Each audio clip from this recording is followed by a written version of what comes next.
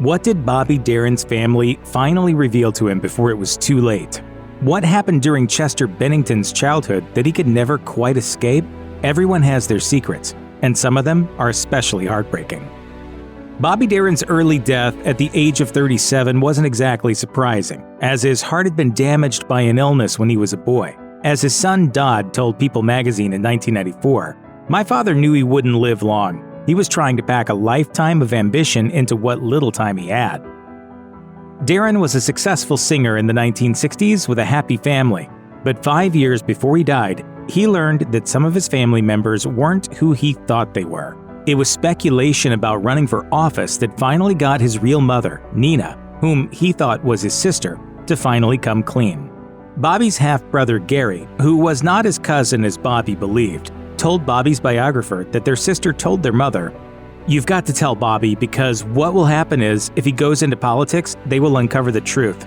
And better that he knows it up front than trying to find it out in some other way." I'm not your sister.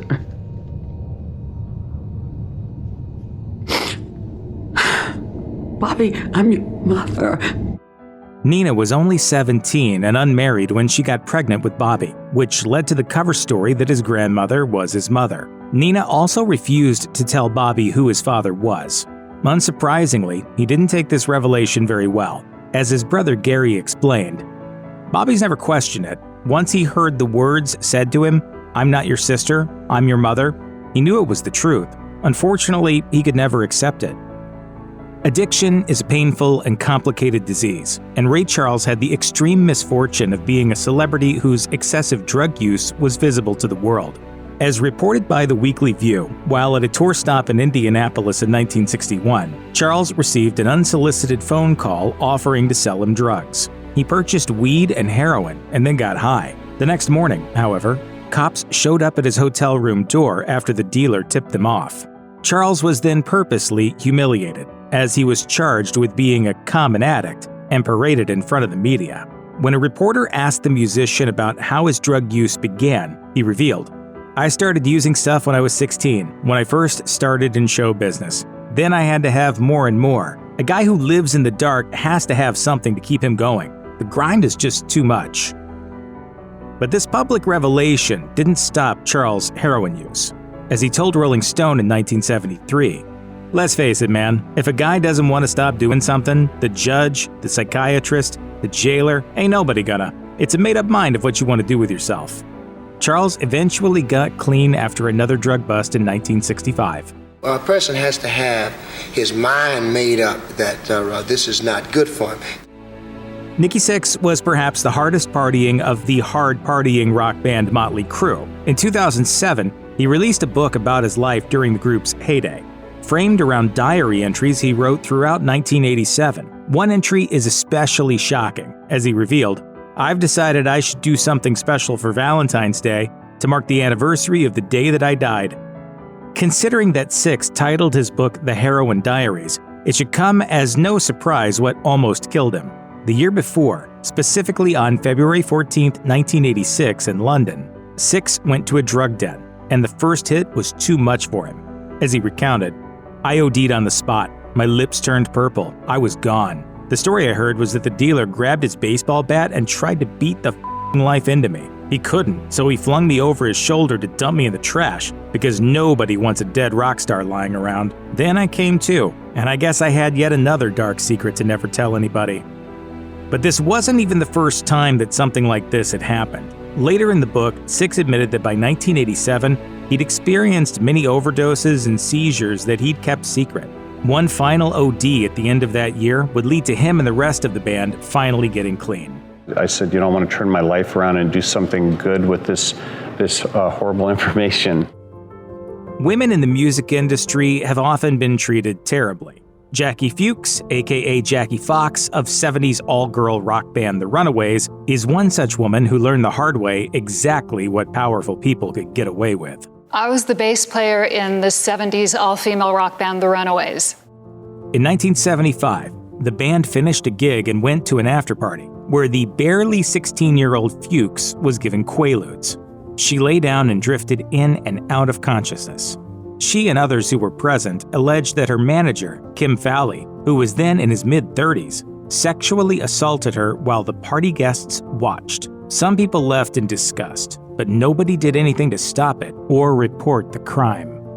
According to Fuchs, when she went to band practice a few days later, it was obvious that none of the other girls wanted to acknowledge what had happened. She didn't reveal publicly what had happened until a 2015 interview with the Huffington Post.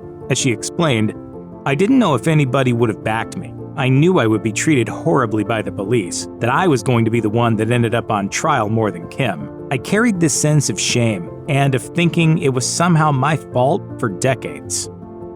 Silverchair frontman Daniel Johns was just 15 when his band released their debut album. By the time he was 18 and their second album was an even bigger hit, he was fighting depression. There was another mental health problem he was dealing with as well. And from what the press wrote about him at the time, it should have been obvious. As the Sydney Morning Herald reported in 1997, Johns is slim to the point of thin, his jeans and shirt hanging loosely from him. Another reporter called him dangerously emaciated. And as Johns' biographer Jeff Apter put it, it was almost as if he was trying to physically disappear. While looking back at his struggle, Johns explained, "The only way I can describe it is to say that it felt comforting to be in control of something, like I hadn't totally lost it." Johns restricted his food intake until he would only eat when forced to or when he was about to pass out. Eventually, this led to the paranoid belief that chefs were trying to poison him and that apples contained hidden razor blades. After getting a cold that wouldn't go away and finally seeing a doctor, Johns was told in no uncertain terms that he had to start eating again or he was going to die. He eventually recovered, but he kept his struggle hidden from the public until his biography was released in 2018.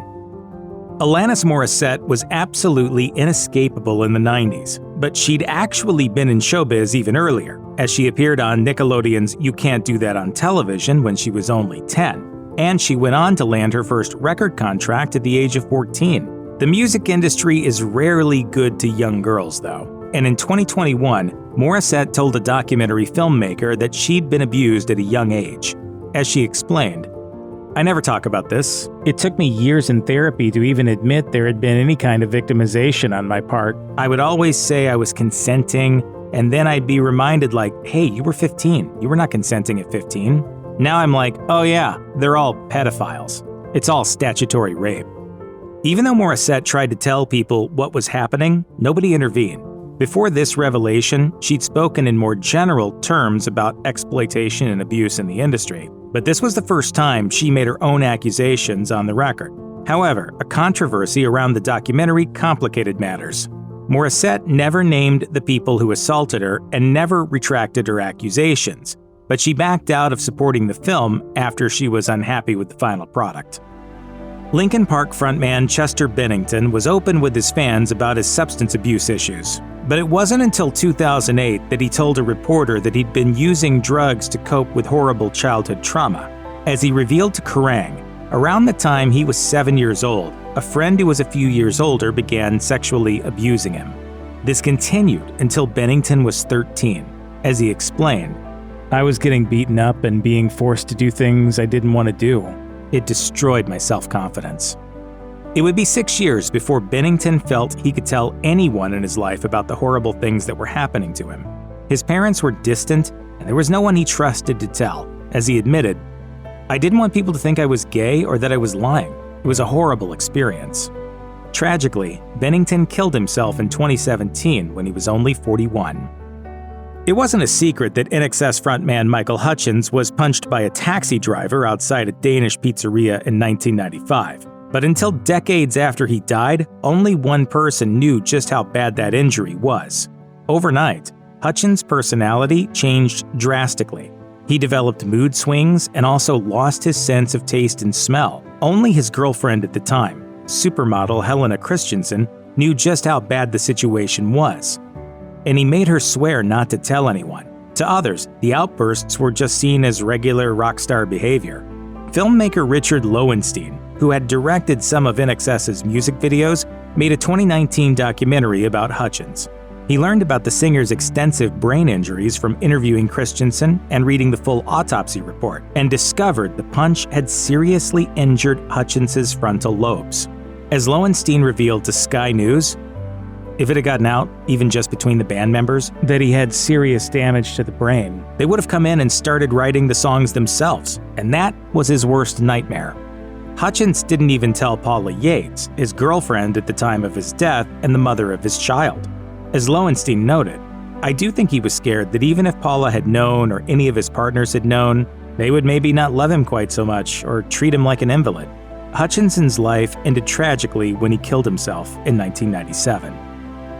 In Elton John's 2019 autobiography, the legendary musician revealed to his fans that 2 years previously he'd been diagnosed with prostate cancer and kept his treatment a secret. The timing was especially inconvenient, as he was in the middle of preparing for his worldwide farewell tour. But fortunately, the cancer was found in its early stages. His doctors gave him the choice of chemotherapy or having his prostate removed. He took the more aggressive approach, as he revealed, "I went straight for the surgery. A lot of men won't have it because it's a major operation. You can't have sex for at least a year afterwards, and you can't control your bladder for a while. But effectively, my kids made the decision for me. I didn't like the idea of cancer hanging over me, us, for years to come. I just wanted rid of it." The surgery was successful, and John was on stage again just 10 days later, but he wasn't out of the woods yet. He contracted an infection that was so serious that his doctors told his husband, David Furnish, that he was a day away from dying, but he managed to pull through. And his fans who saw him in concert in the years between his diagnosis and his book coming out likely had no idea about his health problems. If you or anyone you know is struggling with addiction issues, help is available. Visit the Substance Abuse and Mental Health Services Administration website or contact SAMHSA's National Helpline at 1-800-662-HELP, 1-800-662-4357.